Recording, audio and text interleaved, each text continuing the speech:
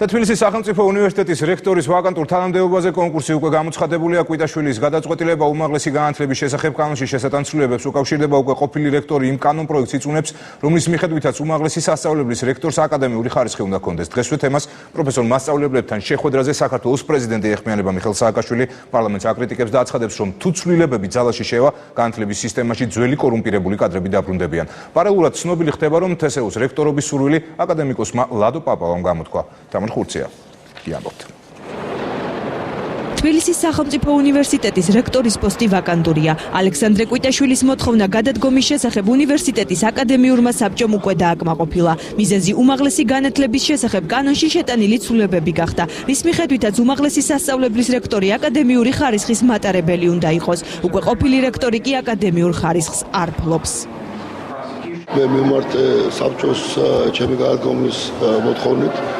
მე ვთვლი, რომ ეს არის ერთადერთი გზა, ეს იყოს დაცული უნივერსიტეტის ავტონომია და მიეცეს საშუალება საბჭოებს, უნივერსიტეტის საბჭოს მიიღოს გადაწყვეტილება, თუ ვინ იქნება მათი ან მოვალეობის შესრულებელი, ან ახალი რექტორი.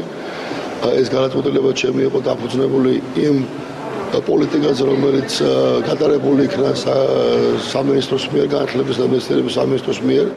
მაშინ, როდესაც ალექსანდრე კვიტაშვილი გადადგომის შესახებ ჟურნალისტებთან საუბრობდა, საქართველოს პრეზიდენტი უნივერსიტეტის პროფესორ მასწავლებლებს ხვდებოდა და განათლების სისტემაში მიმდინარე რეფორმას აკრიტიკებდა. დღეს არის ცდილობა რევანშის იმ კადრების მიერ, რომელიც ფულს აკეთებდა ქთამებით, ჩაწყობით, ნეპოტიზმით, დაბრუნდნენ უკან და მთლიანად ხელში აიღონ უკან საგანმანათლებლო სისტემა. კანონ პროექტის ინიციატორი, რაც კვიტაშვილის გადადგომის მიზეზი გახდა, განათლების მინისტრია. მისი განცხადებით, კანონში შესეტანი ცვლილებების მიზანი განათლების ხარისხის ამაღლებაა. მე ვნახე სხვა შორის უმცირესობის წარმომადგენლების კომენტარები. ისინი ამბობენ, რომ აბსოლუტურად საკამათო არ არის ის, რომ უნივერსიტეტის ხელმძღვანელობა უნდა იყვნენ მეცნიერები. საკამათო არ არის ის, რომ ლექციებს უნდა კითხულობდნენ პროფესორები, მაგრამ მაინც არ მოსწონთ. ძალიან რთული არის ასეთ შემთხვევაში კამათი, თუ არაფერი საკამათო არ არის. უმაღლესი სასწავლებლის რექტორს, რომელიც იმავდროულად უმაღლესი აკადემიური პირი არის უნივერსიტეტში, მას თუ მოთხოვთ და უნდა გადაწყვეტა ქვეყანაში რომ უნდა ქონდეს სამეცნიერო ხარისხი, ამაში ალოგიკური ნამდვილად არაფერი არ არის. თბილისის სახელმწიფო უნივერსიტეტის რექტორობის მსურველები უკვე გამოჩნდნენ. მათ შორის ერთ-ერთი აკადემიკოსი ლადო პაპავაა. არჩევის შემთხვევაში მისი პრიორიტეტი უნივერსიტეტის დამოუკიდებლობა იქნება, თუმცა ეკონომიკურ მეცნიერებათა დოქტორის საკუთარი კანდიდატურის წამოყენებას თავად არ გეგმავს. თუ უნივერსიტეტის სტუდენტობას და უნივერსიტეტის პროფესორას ენდომება, რომ ლადო პაპავა იყოს უნივერსიტეტში და იყოს უნივერსიტეტის რექტორი, მე ჩემ თავისუფლებას მივცემ, თუ ისინი დამასახელებენ, რომ მონაწილეობა მივიღო რექტორის არჩევაში. მე რა თქმა უნდა, ჩემდა თავად ჩემი კანდიდატურის წამოყენებელი ნამდვილად არ გახლავართ. მაგრამ თუ ვინმე წამოაყენებს, რა თქმა უნდა, მონაწილეობას მივიღებ. კანონ პროექტში შესატანი ცვლილებები მიუღებელი აღმოჩნდა საპარლამენტო უმცირესობისა და აკადემიური წრის ზოგიერთი წარმომადგენლისთვის. მაგალითად, ის მუხლი, რის მიხედვითაც დოქტორანტს ასისტენტ პროფესორის აკადემიური თანამდებობის დაკავება ეკრძალება, რაც ნიშნავს, რომ ის სტუდენტს ლექციას ვეღარ წაუკითხავს. საათობრივად შეზღუდული იყო ჩვენთან მდგომარეობა, არის ამდენი საათი აქედან გამომდინარე